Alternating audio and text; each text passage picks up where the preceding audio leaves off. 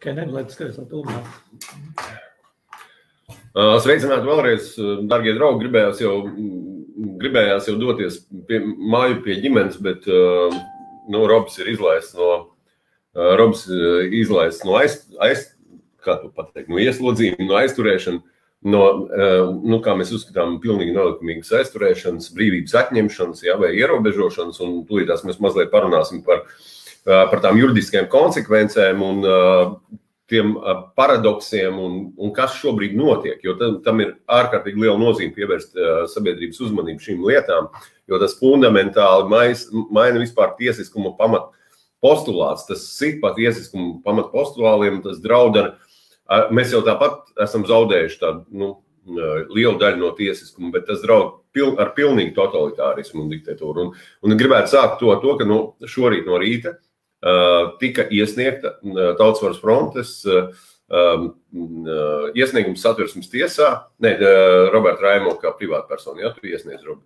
Tu kā privātpersona? Kā privātpersona. Personīgās tiesības tika aizskartas. Satversmes tiesā, kur, protams, ir apstrīdēts gan likums par ārkārtas stāvokli vienā tā daļā un šis rīkojums numurs 103 vienā tā daļā, kur mums, protams, ir skaidrs, ka šis rīkojums ir pretiesisks pārkāpj Satversmi vispārībā, un no pašas tiesību filozofijas un tiesību hierarhijas viedokļa šis rīkojums ir absurds, jo rīkojums nav obligāts izpildēji nevienam izņemot iestāžu darbiniekiem, ja šajā konkrētajā gadījumā rīkojums attiecas uz amatpersonām, bet šobrīd tas tiek attiecināts uz visiem mums. Rīkojums nav likums. Tas ir tas, par ko mēs šeit nenogurstam atkal. Bet tāda ir procedūra, ka Satversmes tiesā apstrīdēt kaut kādas lietas var tikai, ja ir personīgs kaitējums nodarīts, un tieši tāpēc Roberts iesniedza kā privātpersona. Bet, faktiski mums jāņem vērā, ka Roberts ar savu iesniegumu aizstāv mūsu visu tiesības. Tas ir, tā ir pati tā būtība. Bet tagad atgriezīsimies pie notikumiem šodien, pie brīvības pieminekļa un pie viena no svarīgākajām lietām, kas šobrīd notiek, un Robert, tev ir sakrājies, davai bliez ārā. Jā, šodien biju individuālā protesta akcijā, kā es par to arī biju informējis sabiedrību. Man bija plakāts, ka viens likums visiem, un augšā, ka vajag sodīt valsts nodevējus. Tas ir šobrīd, manuprāt, ļoti aktuāla tēma. Sabiedrībai ļoti saprotama. Un nostājas pie brīvības pieminekļa, apkārt man 5 metru vismaz radiusā neviena cilvēka nebija. Mierīgs, tāpēc pienāca viens sasveicināties, otrs sasveicināties, kas bija garām gājēji, piebrauca ar riteņiem, prasīja, kas tur ir. Es viņiem paskaidroju, kas tur ir. Un tad es redzēju, vien vairāk cilvēku sāk nākt. Un tad pēkšņi vesels bars ar policistiem pēkšņi ierodās. Un tad bija sieviete, policijas, es nezinu, pakāpi neatceros vairāk, bet Martīno, cik es saprotu, un stādījās man priekšā. Protams, apliecība nekas netika uzrādīta, un viņa man saka tā, ka es kad viņa vēlas, lai es pārtrautu savu individuālo protestu akciju un mēģina man iegalvot, ka es esmu šeit atnācis pārstāvot Tautas varas fronti. Viņas viedoklis ir, ka pasākumu organizē Tautas varas fronte. Bet tu viņai paskaidroji, ka tā ir tava individuāla akcija? Es viņai paskaidroju, ka individuāla akcija, es pateicu, ka viņa šobrīd rīkojas nelikumīgi, tā ir viņas interpretācija, ka ir bijuši tiesu lēmumi. Pēc tam es skatījos, ka tu brauc ar riteni kaut kur no Laimas pulksteņa puses, un es lūdzu, lai tu piebrauc un paskaidro pulksteņu, to viņi negribētu dzirdēt tavu skaidrojumu. Tad ir tiesas lēmums, kurā Roberts ir attaisnots līdzīgā gadījumā individuālā protestēcija badastreikā pie ministru kabineta, kurā nav administrīta pārkāpuma pamata. Šeit nav administrēta pārkāpuma pamata šajā. Un šobrīd ir tā, ka policija sabiedrības acīs grib parādīt, un vēl Sandi Ģirģeni, ja tu uzskati šobrīd, ka es esmu provokators, tad tev ir momentā jāatkāpjas no sava amata iekšlietu ministra, jo tu vispār nejēdz, ko nozīmē provokācija šajā brīdī. Provokācija nevar būt likumīga protesta akcija. tā nevar būt provokācija. Pēc tas nav iespējams. Vienkārši likumīgi protesta akciju nosaukt par provokāciju, pati par sevi ir ļaunprātība, manuprāt. Vai, ja to, labi, ja to, teiksim, tirgus tanti pasaka, tad to mēs vienkārši varam pasmaidīt. Bet jurists, iekšlietu ministrs, kurš vada tos cilvēkus, kuriem ir ieroči, kuriem ir pastiprināts pilnvaras, viņš tādā veidā... Viņš vada cilvēkus, kuri nedrīkst ne par 1 milimetru pārsniegt savas amata pilnvaras. Un kuriem pirmkārt jāievēro likums. Un ja rodas kaut mazākās šaubas, ka viņi pārkāp, tad viņiem ir jānoskaidro ar visiem saviem juristiem un tā tālāk, kas tur ir. Un kas man šodien pats galvenais, ko es, Robert, gribēju teikt, un es saprotu, ka tu jau to šodien, kamēr es biju policijas iecirknis, es teicis, lūdzu ieklausīties ļoti uzmanīgi. Šobrīd notiek ļoti liela jēdzienu principu samainīšana, kas ir ļoti bīstama brīvā demokrātiskā sabiedrībā. Ko teica šodien policisti tur? Ja? Tad, kad es stāvēju pie, jūs pēc tam varēsiet tiesāties. Ja? Tātad, pat ja viņi uzskata šobrīd, ka viņiem nav taisnība, ja? Viņi uzskata, mēs rīkosimies, mēs tam iet tiesāties par mūsu naudu, ar mums, ar policijas tiesājās par mūsu nodokļu maksātāju naudu. Un tad, ja tas būs, ja? Ko viņi man šodien iecirknī, 2 lietas man pārsteidz, ja? Ka tu pēc tam varēsi iet tiesāties, pēc tam. Ja? Tagad tu izdari visas nelikumīgas, ko mēs tev liekam darīt, un pēc tam tu varēsi iet tiesāties. Un otra lieta tāda, ka viņi ļoti daudz fotografēja to plakātu, ja? Ar ko es stāvēju pie brīvības pieminieku, nesaprotu tik ilgi un no visām pusēm. Ja? Un otrais, viņš nav tiesāts. Kā tā? Viņš nav tiesāts. Tur ir visādi citi sīkumi, jo principā pārkāpums, ka man aizstāvis stāv tajā brīdī blakus mašīnā, neļauj braukt man kopā, ja, uz iecirkni. Ja. Principā visa procedūra tiek nojaukta. Kas ir šīs briesmas policijai, ka procedūru viņi neievēro? Kur ir briesmas? Es esmu briesmas policijai. Fiziski es kaut kā viņus varu. Tad briesmas ir policistu vadītāji policistiem, kas dod šīs pavēles. Un mums jau apmēram ir skaidrs, kurš tās pavēles varēja dot, spriežot pēc komentāriem laivā. Un skaidrs, ka šī policijas rīcība ir absolūti nepieņemama. Tā nav policijas rīcība, tā faktiski ir bandītu rīcība. Tā ir noziedzīga rīcība, tas ir likuma pārkāpums. Vēl viena lieta, kas ir jāuzsver, ka likumā ir skaidri rakstīts, ka mums ir jāpakļaujas policista likumīgai prasībai. Un viņi mēģina interpretēt, ka mēs esam nepakļaujušies, bet viņu prasība nav likumīga. Un to, ka viņu prasība nav likumīga, tas ir atzīts tajā tiesas lēmumā, kurš ir arī atrodams manā laika joslā, kad mani aizturēja pirms vairāk kā gada līdzīgā situācijā, tiesa atzina, ka tā nebija likumīga, jo nav pārkāpuma nav. Pie tam nav pamata aizturēt, pat ja pārkāpums būtu, pieņemsim, ja. Aizturēšanai nav pamata, jo aizturēšana ir galējs līdzeklis. To var darīt tikai tad, ja tas apdraud sabiedrības interesi. Un šobrīd, ko viņi grib? Viņi grib sākumā interpretēt vai apsūdzēt mūs, ka mēs pretojamies varas pārstāvjiem. Izmantot savas dienas pilnvaras nelietīgi, viņi šobrīd dara. Bet kas notiek, ja policists rīkojas nelikumīgi, mēs to skaidri apzināmies. Mēs uzņemamies pilnu atbildību, apgalvojot to, ka tā ir nelikumīga, pretlikumīga, noziedzīga darbība. Ja mēs viņai pakļaujamies, mēs esam līdzdalībnieki, mēs arī darām nelikumīgi. Tāpēc vienīgais pareizais līdzeklis ir nepakļauties policistu nelikumīgai prasībai. Ja policists rīkojas nelikumīgi, es nezinu, tur nedrīkst pakļaut. Šobrīd policisti man šodien atņēma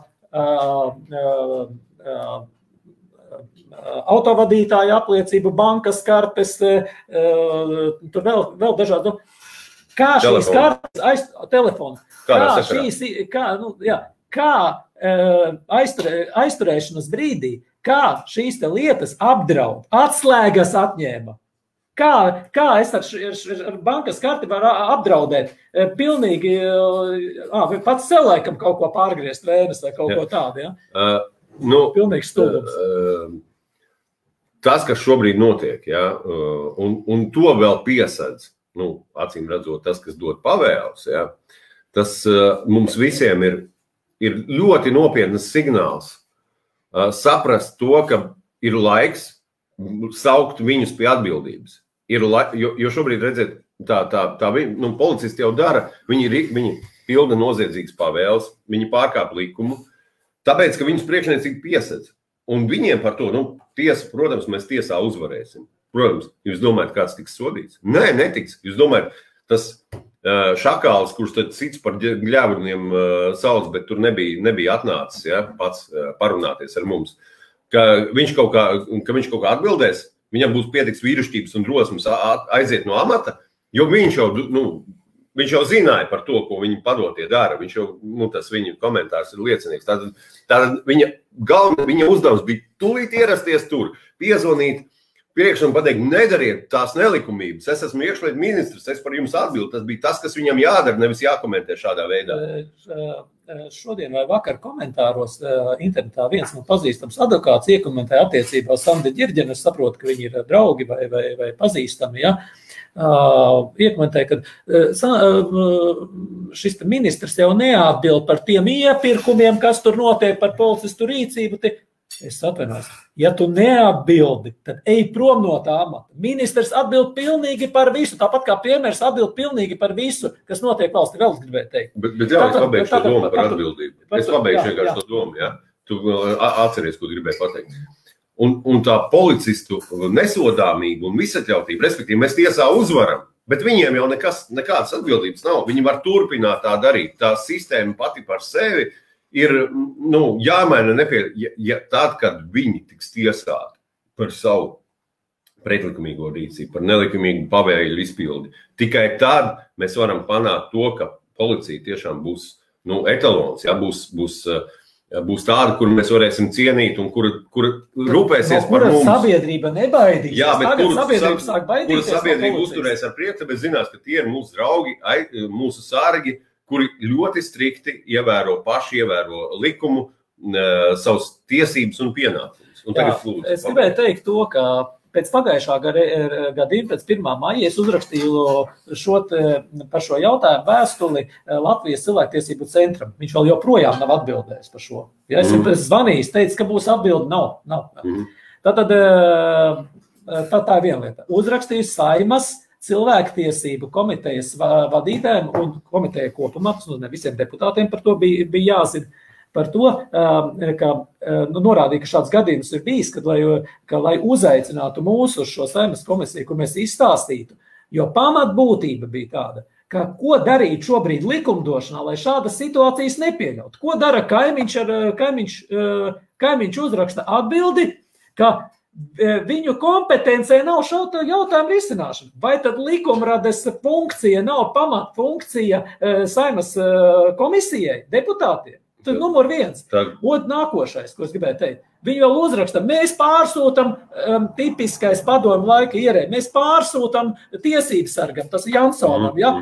Un ko es gribu teikt ar to? Es pēc tam uzrakstīju vēl, vai jūs man nepateicāt, vai jūs esat visus deputātus, varbūt komisijas vārdā viņš vienpersonisks, kā viņš rīkojas tādu atbildi rakstītams. Es vēl neesmu saņēmis, vai tas ir, ja, vai visi deputāti uzzinājuši. Un uzrakstīju, vai tiešām likumrades funkcija nav Saimas komisijas, nav atbildes uz šo jautājumu, ja? Es vispār uzskatu šobrīd, ka tas kā tiek degradēta Saima šobrīd, paši deputāti Saimas degradē Saimu, tas vispār, manuprāt, nebija gadījums. Vismaz manas dzīves laikā noteikti. Es pieļauju, ka tas var būt. Es neesmu tajos laikos dzīvojis, 20. gadu laikā, 30. gadu sākumā, bet es daudz Saimas bibliotekā lasīju par šiem laikiem, ir sevišķi nodokļus studēju savā laikā Latvijas universitātē studējot. Ja?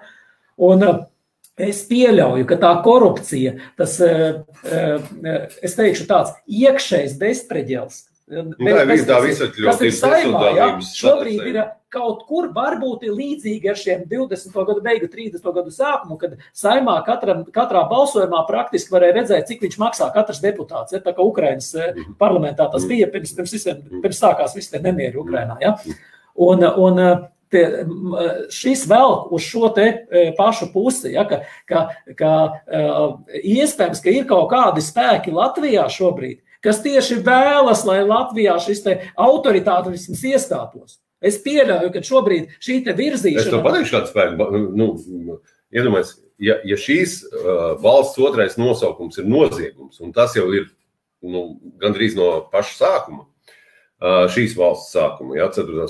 maija republikas sākuma, tad nevar būt citādāk, ka noziedznieki, kļūstot arvien nekaunīgāki savā visatļautībā un nesodāmībā, ka viņi saprot, ka tādi atsevišķi cilvēki, kas nepakļaujās šim viņu kārtībai, nespēlē pēc viņu noteikumiem, kas pretojās noziegumam, ka viņus citādāk savaldīt nevar, jo tas taču ir skaidrs, ka katrs cilvēks, kurš šo redz, saprātīgs cilvēks, un viņi saprot, ka mēs cīnamies par taisnību, pret noziegumu, pret noziedzniekiem, bet kā tu savaldīs? Ir vajadzīgs autoritārisms, un viņiem ir vajadzīgs, lai viņi paliktu varā, un tieši tāpēc šobrīd tas totalitārisms un diktatūra arvien dziļāk ieiet mūsu dzīvē.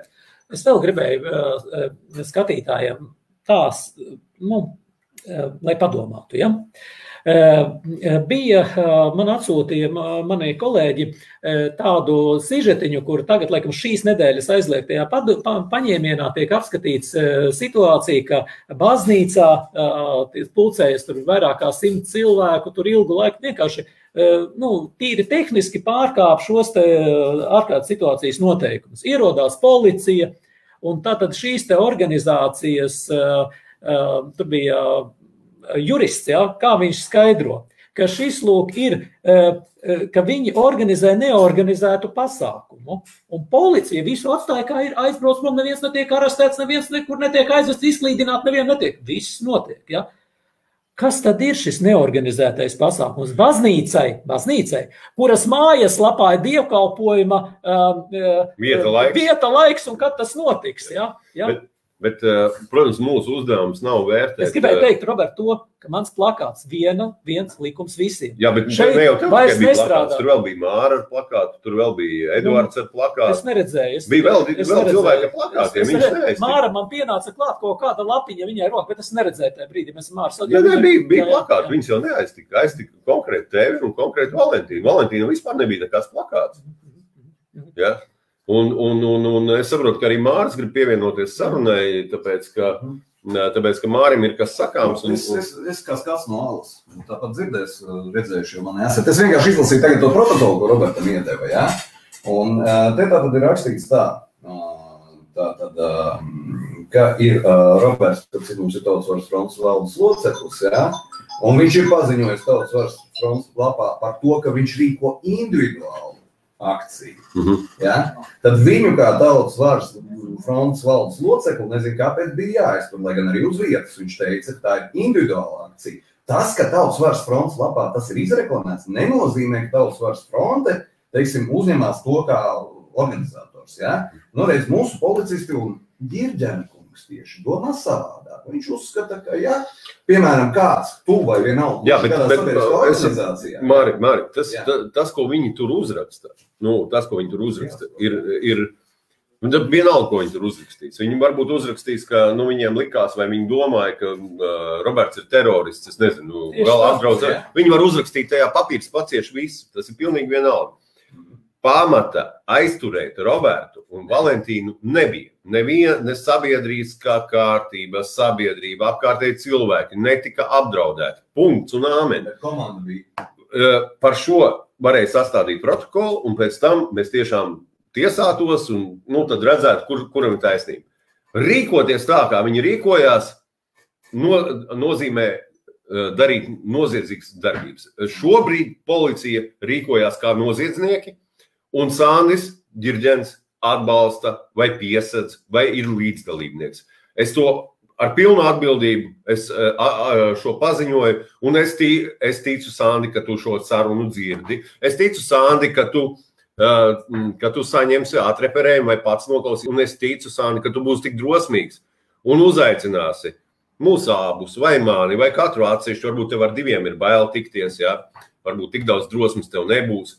Uz sarunu, kurā mēs tev varēsim uzdot konkrēts jautājumus, kā tu uzrakstīji savā komentārā. Es domāju, ar to pagaidām Es gribēju teikt savādā, ka Sandi Ģirģeni tu liec komentārus, tu liec dažādus postus savā privātajā Facebook lapā vai profilā, es nezinu, kas tas tāds ir, ja? Un tu esi ministrs, amatpersona, ka tu rīkojies. Valsts amatpersona. Tātad tev ir jāapzinās, ka tuvākā valsts amatpersona liek šos te. Šajā gadījumā, kad es paziņoju, ielieku postu iekšā mūsu Facebook lapā, es vienkārši izmantoju to kā resursu. Kā kopēju resursu. Ja man ļautu kāds cits, piemēram, Sandrs Ģirdens likt savā lapā iekšā, tad es arī Sandra Ģirdena lapā liktu tieši tādu pašu informāciju iekšā. Un paldies par to uzmanību, ko Sandri, tu esi šim gadījumam pievērsis. Es domāju, tas tev ļaus atbildēt kompetenti uz jautājumiem, kur skars konkrēti šo gadījumu. Uz tikšanos tev, Mārija. Lai Sandis nāk pie mums. Jā, mums ir studija. Mums ir ļoti laba studija. Mēs tev gaidām. Pasaki, kad un kur. Kad tev ir ērti, mēs aizbrauksim tev pakaļ, atvedīsim, lai nav par valsts naudu pie mums jābrauc. Okay. Labi. Paldies. Dalties ar šo video, spiediet savas emocijas un esat kopā ar mums. Galvenais. Viens par visiem, visi par vienu. Vienota tauta ir neuzvarama.